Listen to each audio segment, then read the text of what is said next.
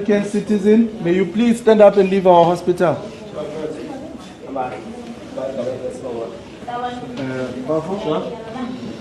Thank you very much. Thank you, gentlemen. Thank you. If you are not a South African citizen, please leave our hospital. You need to go and seek medical attention from a private facility, not here anymore. We are supporting March in March organization. We have started already here to activate hospitals, and the message is very clear. We don't want foreign nationals, documents, no documents.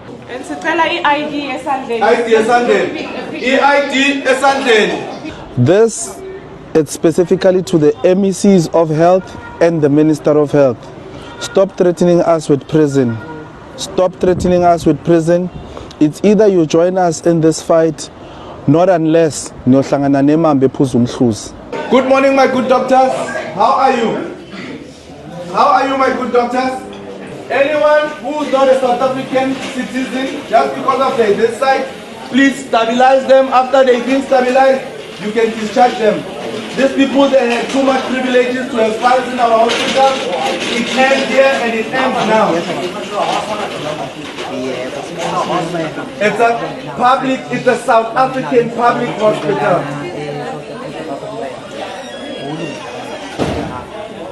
Anyone who's not a South African citizen here may please be stabilized. After that, they leave our hospital. I just want to send a big thank you to our Patriotic Alliance team.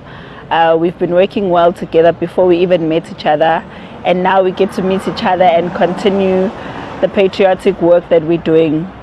My good doctors, may you please stabilize all the foreign nationals. After they've been stabilized, can you please discharge them? They need to go seek medical attention from a private facility, not here. The Constitution allows that. Immigration Act 13 of 2002, Section 17, it simply states that a foreign national needs to have a medical permit and it needs to go to a private facility. You are a refugee. Yes. You came here legally. They could have directed you to the camp. Yeah. So they could have, whoever who allowed you to be a refugee here, not unless you bought your documents. So whoever who allowed you here. The problem is if I'm not South Africa doesn't even have a single doesn't have a refugee camp. I'm not in the camp. Okay. Whose problem is if I'm not? Let me answer you then. Who's the camp so I can go to? Okay. Which country do you come from? I'm from Congo. Congo. You're from Congo. What is the nearest country to Congo?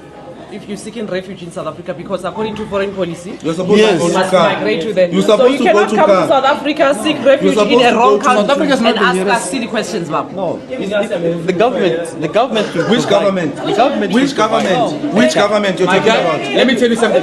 Shh, keep quiet. We don't have time to reason with foreigners. Leave, my guy. Let's go, Bob. No. Let's go, Bob. Shush. Leave. Leave. Let's go. We don't reason with foreigners. We don't want the reason. You ran away from your problems. You came here. You have your own government. Go vote there. We are not going to stop. We are not going to tone down the heat. We are going to intensify. When you get well, when you get on that hospital bed, just know what next time when you come, when you want services, there won't be a next time. There won't be a next time. You must go to a private clinic or a private hospital. When you get well from our hospital bed, do not come back here. Here, we only allow South Africans only. All hospitals, all public hospitals in KZN, all public clinics in KZN are for South Africans only. Do not ever come back here when you get well. In addition to that, my good doctors, after you release these people, you can write them their scripts, but they're not going to use our pharmacy. They must get their medication from private hospitals or from pharmacies, registered pharmacies. No one will get any medication from our hospital if you know that you're not a South African citizen. The whole of South Africa, it's a crime scene, and we are on the verge of war. It's either the government do the right things, and all the patriots, please, let's fight for our country, because we are on the verge of losing our country. I guess everything is clear. And my good doctors and good nurses, from now onward, you are not going to see anyone, whether they have asylum permit or whatever. Anyone who does not produce a 13-digit ID that ends with a number that starts with a 08 and another number. You don't see those people. You only see those. But if a person don't have a 13-digit ID that ends with 08 and another number, you don't see that person anymore. The constitution of this country allows that. No foreign national will get medical help from this hospital as of now. If anyone here is a foreigner, please stabilize them and release them out of our hospital. We'll be outside and we are coming to check. And next time they won't even gain entry. We will be stationed outside. Every day. Welcome back to Stepping Stones to Home. I'm Brother Tour. And I'm Isha G. So family, as you can tell by the video that we just showed you, tensions are growing here in the continent, especially in South Africa. There's a group there was established back in 2021 called Operation Dadula. Now, this group is a group of locals who feel that the government is not prioritizing, the locals of South Africa, and that they're allowing the jobs that should be for the locals to be given to foreigners and undocumented immigrants from other countries. And so, as you saw in the video, this group has been at times going into restaurants, hospitals, grocery stores, and even neighborhoods, and removing people and telling them that, listen, if you do not have citizenship, you have to leave their country. And now these aren't only people who are there illegally. Some of these people are refugees. Some of these people have residency there. So it's just, I'm gonna be honest, it's kind of disturbing watching it all go down. You all know how we feel about unity here on the continent. And so it is definitely very disturbing. I'm not saying that the people don't have a reason to feel some type of way. You know, I'm not there in South Africa. But from what I hear, if the government is not taking care of their people and other people are getting jobs and you're not, then I can kind of understand the tension, you know, but it's just still just disheartening and quite honestly disappointing with our people. Yeah, and you know, just so you guys understand some of the reasons why the members of this group feel the way that they do is, you know, South Africa has one of the highest unemployment rates in the world at 32%. And of that 32%, 60% of it is young people who the jobs are scarce because these undocumented immigrants from other countries are coming in and they're taking the jobs for lower prices. So I do want to say this because he did say they're taking the jobs for lower prices. One thing that we know in some African countries, and my apologies, and I'm not sure if it's like that or not in South Africa, because like I said, I don't live there, but sometimes what I know firsthand is there can be a job that is available, but the locals won't want that job or won't want to do it for a certain pay.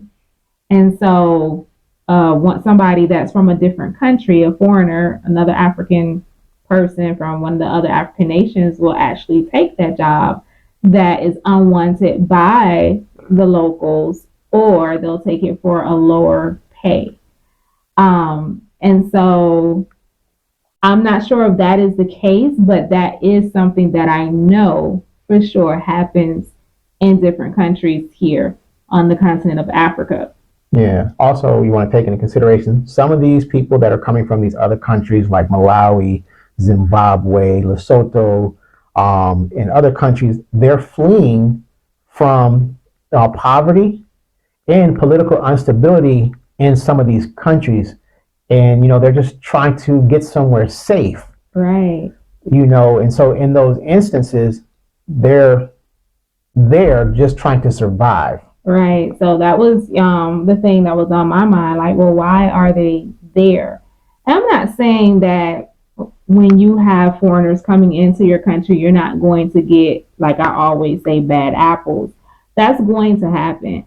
Yeah. However, again, we cannot lump everybody in the bunch just because some people have done certain things. Like my husband said, a lot of these people are coming because they're trying to survive the same way the South Africans are trying to survive. And so this has to be something that we do have to keep on our minds. We are going through things, like the people here on the continent are going through things, but we cannot forget the fact that you're going through things and so is your brother. Right. So you can't just toss your brother out and be like, I don't care what you're going through, I'm going through this.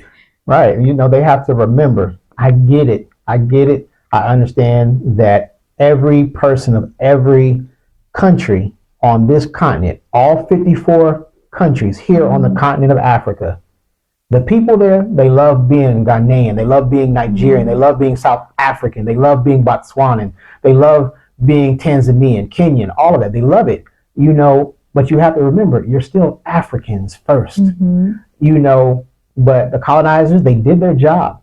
They made you think that, no, your other brothers and sisters, they're different from you because they're in another place. But no, we're African first. Right.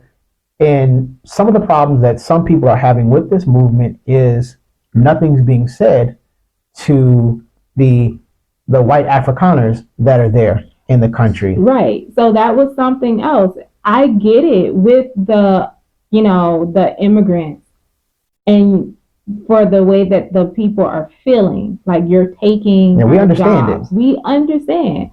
However, I want y'all to think about something. This is like what I was saying about what was going on with the African Americans and that whole thing with the FBA and the Africans here.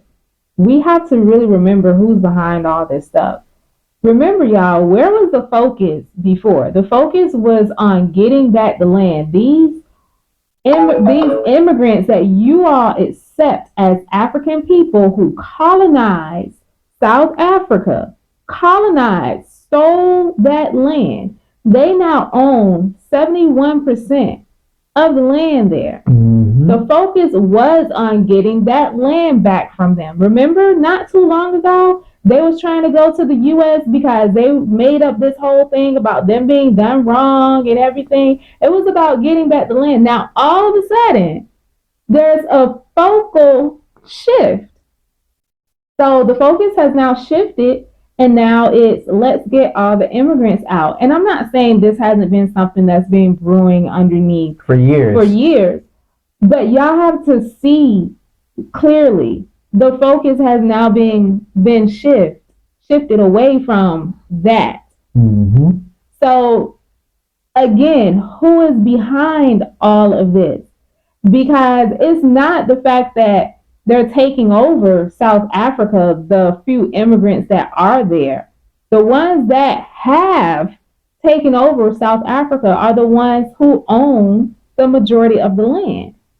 Right. So that's where the focus has to be, getting back what belongs to you, the African people. So I just wanted to throw that out because, like I said, with the other things that were going on in the U.S., we have to remember who's behind all of these things. Right. Because it's no coincidence that all of a sudden, now this is huge now. When before it was, we have to get back our land. Right. And, I just want to say, like we said, we understand where this group is coming from when you look at everything that's going on with the government in South Africa. We get it. I just, personally, this the way it's being handled. Right. The government is going to have to hear its people and hear what this group is saying and realize, hey, maybe we should look into our immigration laws, and how to help these other people who are fleeing for political reasons or poverty who are trying to come there, create a system that works for everybody, right, for those trying to come into the country and for those who are already in the country, where it's a win-win for everyone. Right. Remember, there has to be a better way. This cannot be the best way to go about this.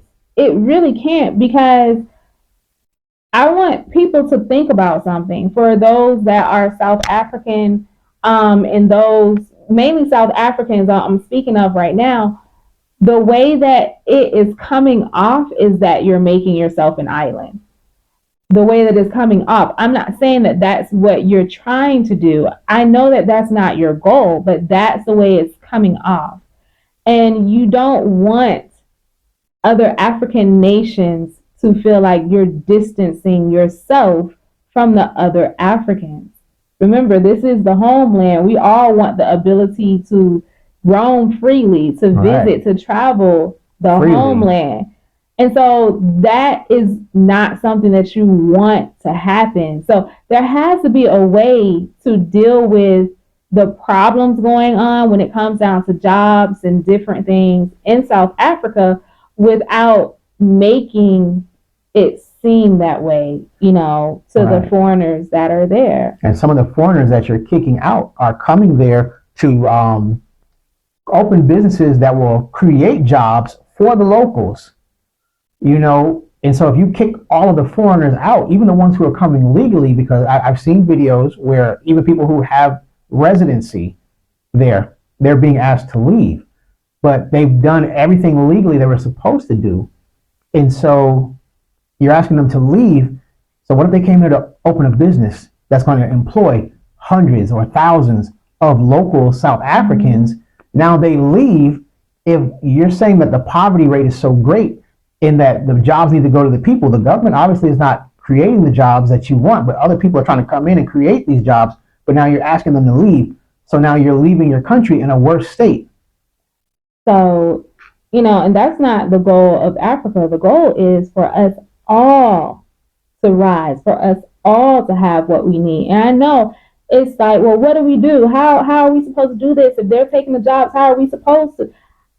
Look, I don't have all the answers. Only our Creator does. The Most High has all the answers. But what I do know is, like my husband said, the leaders are the ones that should be addressing these things. Because if they're opening up the doors for people to be refugees in their country, to immigrate to their country, there has to be things set in place, especially for refugees, for them to be able to take care of themselves as well. Just as well as you want to take care of your families, they need to be able to take care of theirs as well. Right. If the government in Africa is saying you can be a refugee here, there has to be some type of work that they can do as well.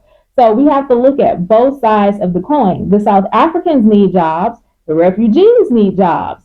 Those who are immigrating there who want residency need to either, if you're retired, spend your money there, or they need to be starting businesses there to create more jobs. Right. We have to think of all sides of the coin. We can't just look at it one-sided. And we do have to understand that, no, things like this aren't done overnight, but things have to be addressed, but in the appropriate manner without us tearing each other down. So that's just something I'm not sure of what policies have been in place, but there has to be something. That video was like with the hospital part. I was just thinking in my head, I'm like, for people who have fled their countries and they're there in South Africa, we all know private hospitals are expensive. No matter where you go. No matter where. So if you're there and you're there legally and you need treatment and there's a hospital where you can go and get treatment and it is something that you can afford to pay, I understand why they go to those hospitals, because they can't afford to go to private hospitals. And so that's the thing for me, just when it comes down to us looking out for each other. It's like I said, we're always willing to look out for other people first. But for us, our brothers and sisters, we always turn on each other. Right. Instead of figuring out how can we help each other. The South Africans need jobs. What can we do? We cannot give you all of our money for the ones coming into the country, and then we don't have anything. And vice versa. It just, something has to be figured out. It's not just, oh, well, get out my country because we need this. Right. And, one of the issues that we are aware of, just through research, is that immigration is not doing its job. There has to be things that cause where there's no illegal people coming into the country. The immigration people who's over that, they have to do a better job at making sure people are crossing the borders where they're supposed to, and they're filing the proper documentation, and you have to be on, even your people who are giving them these jobs, you have to tighten up on them to say, hey, if you're going to have someone working for you, they need to have the proper documentation. Right. I understand that because, you can't have order. I mean, if it's chaos, it has to be order, So there's a lot of things that's on both sides that have to be, the people have to come to a table and sit down and work it out. And the government has to hear what the people are saying, and the people have to hear what the government is saying, and find something that works for everybody. Right.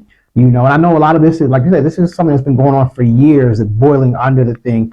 And the people have a voice and they just want to be heard. And just like anybody, if they feel like they're not going to be heard, then they're like, I'm going to have to take it into my own hands. Right. But it's causing division. Right. Instead of unity. Right. We don't want, the other African nations to start looking at South Africa in a certain way because it's a part of Africa. South Africans are a part of all of us, you know?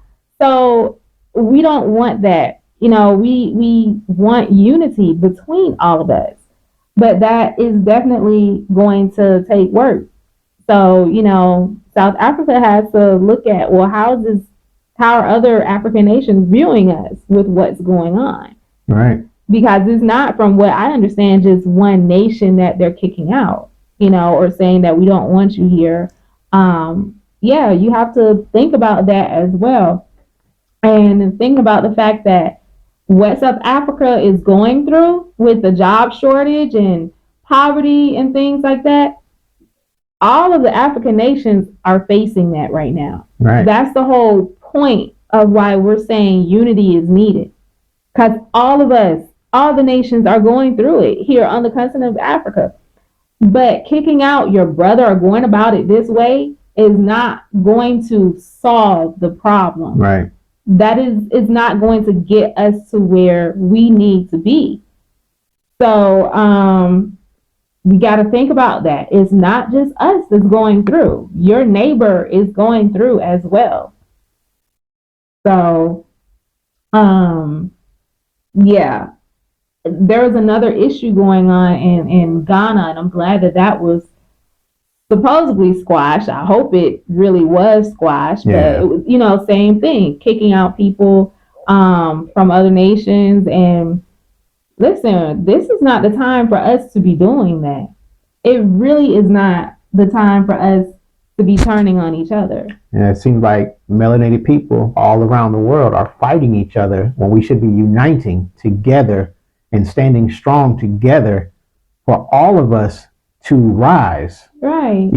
I said in the last video, there's a saying that I really like from our sister, continue to sow seeds for success, and we have to do that. The scripture tells us some seed was scattered and it was eaten by the birds. Some was blown by the wind, but we have to sow seeds that take root in each other, and just go ahead, love. No, you finish your statement. And when those seeds take root, then we will succeed, all of us together as African people. Right. And so one thing that I do realize being here on the continent, I can't just say being here. This is our people wherever we go, because it's like this in the U.S. as well. Yeah, we got foolishness going on over there too. Our people always wait for the government to do stuff, to solve every problem. And I'm not saying going about this is your way of solving the problem. This is not the right way to do it. But what I mean is there's a shortage of jobs. So we're upset because they're taking the jobs and everything, and you're waiting for the government to come in and do something and create jobs and everything. Listen, we can't keep doing that. Right. We cannot, like I said before, we cannot keep depending on the government to do everything for us. We cannot. If you see that there is a job shortage in your country like that, come on, y'all. We are very smart people. Yes. Very smart people. Y'all need to get together and start creating businesses that will produce jobs for the people. Right. If the government won't, then we will. That's the type of attitude you have to have. You can't keep waiting for the government to come and make 100 manufacturing plants so that people have jobs. You get together with 10 of your brothers and sisters and you open up one. Right. The same way people are coming together and protesting, these issues with their governments. Come together like that and say, all right, look, who all is a builder? Okay, what do you know how to build? Okay, all the carpenters, all the plumbers, all the electricians, all the bricklayers, all the project managers, this is what they do. Okay, we need to build this type of manufacturing plant so we can create jobs. You guys will build this. Okay, we need the money to do this. Okay, you have no skills, not being funny, you have no skills, but you have money. You take that money and you put it in. And now everybody benefits from everybody putting together. And at the end of the day, you are leaving a legacy for your children's children's children. And I'm going to say, with South Africa, y'all are big producers of GMO food. And I know that's a lot of the white farmers, those big farms. So you have a market that is open, going back to real natural foods that many of us we want to get back to. It's not just us. It's healthier for you. Because people know now that GMO stuff is killing us. So there's a market right here. Y'all come up with y'all big agriculture farms as well and hire some people. Right. This is what I'm saying. You don't have to wait for the government to do these things. Unite the way you're uniting right now to protest. And I know that a lot of you say, but they have all the good land. So we don't have land like that to where, we can grow stuff. Yes, you can. Yes, it doesn't matter what type of land is there. You can have land on rocks. You can still grow stuff in abundance. You just have to know how to. You have to be willing to do the research to learn how to do it. If you got to grow something in a bucket, grow it. Right. In a bucket. But you need to start taking back what has been taken from you. Mm-hmm. So if you need jobs, create the businesses that will create the jobs. Right. South Africa, y'all got a lot. We call y'all mini America. Because you have a lot. However, you don't have a lot. If you understand what I'm saying, there's a lot there in South Africa, but you don't have a lot. But you have the opportunity, the potential to have that and more. Right. Y'all just got to come together and do it and stop waiting for the government. And that doesn't just go for South Africa. That's all over the continent. We keep waiting for somebody to come and save us. Oh, president. Oh, whatever the title is of the heads of the country. We need this. We need that. I get it. The countries do. But you've been asking for these things for how many years? Which president has done it for you? Right. Which one has provided the things that you keep complaining about that you need?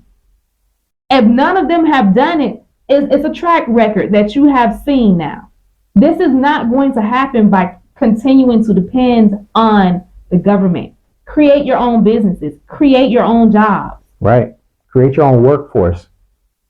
You be the difference by showing the government this is how it's supposed to be done, because most nations are supposed to be about the people. They don't want to do what the people want. You do it. Right. With all those people that own all those businesses and stuff, and it's not you, there's no African people, create your own. You don't think that your people will come to your establishment? If y'all already talking about we want our stuff back, create your own and tell your people come. Right. Come to my establishment. Right. Come to my bright spot. Don't go to their bright spot. Come to my bright spot. So, and this is what I'm saying for African people. I'm not just saying South Africans only come to I'm talking about the continent as a whole. Real non-colonizers. Okay, that's what I'm talking about. Because I'm gonna be honest, I absolutely cannot stand the fact that colonizers are considered in the bunch of African people because they were born there. I don't get it, because they're not. But African people sometimes are not accepted as African people. Right. Makes no sense. But all African people should be saying, hey, starting these businesses, creating jobs, and having our people, come buy from us. Buy food that's going to heal your body from us. Buy medicines that's going to heal your body. Natural medicines. Natural medicines, right. Come to my tourism spot. This spot that I have for tourism. Come to my Airbnb. Right. So create your own grocery store and have the farmers that are creating natural food put their food in your grocery store. Right. Create your own grocery stores. Right. So there's so many things that you all can be doing where you don't have to wait for the government. Come together. Remember, I talk in USD sometimes, but every penny adds up until eventually you can have millions. Right. So every little bit counts. Every little bit helps. You have to help each other. And I say that because the ones that are foreigners that are coming, seeking immigrant status and stuff, even for them in their countries, it goes for them. You have to start doing these things. Right. You have to start doing what it takes to take care of yourself. Mm-hmm. Your brothers and sisters, we have to. Right. So we just have to stop. We have to get past all of this. Yeah. And we have to figure out a way to help each other and not do the foolishness. So, family, thank y'all for taking time to hear us out today. We pray for our brothers and sisters in South Africa that the government will hear their hearts, that they'll understand, the government will understand their anger, and that they'll work it out. And we pray the same for all of the 54 countries here on the continent, because they're all going through things, and so, as usual, family, if you are new to the channel, please hit the subscribe button, hit the notification button so you'll know every time one of our videos is coming on. Also, if you are already a subscriber, please share this video, share it with your family members, share it with your brothers and sisters here on the continent, because we have to unite. We cannot continue to be divided. All right. Listen, also, if you want to support us here on our channel, please become a Patreon member, join our Repat family, or you can support us through Cash App. And family, we love y'all. We love our African people. We love those who love Yahuwah. And, we just give glory and honor to him that we were allowed to come back to the continent. Yes. And lastly, for those of you who don't know, we haven't really put it out there, but we have started back doing consultations for anybody who is looking to relocate, not just to Botswana, where we are, but to the continent. We are doing consultations to give you whatever information we may have. Right. We are giving it to you. We don't charge for consultations. However, donations are welcome if you'd like to give a donation during that consultation. But if you don't, that's fine too. We just want to give the information out so that our brothers and sisters can relocate and have a better idea of what to expect. That's the reason we put out these videos, because we want you to have more of a real idea of what to expect when you're relocating to Africa. Right. So, do you have anything else, love? I don't have anything else. All right, family. Peace and blessings. Shalom. Shalom.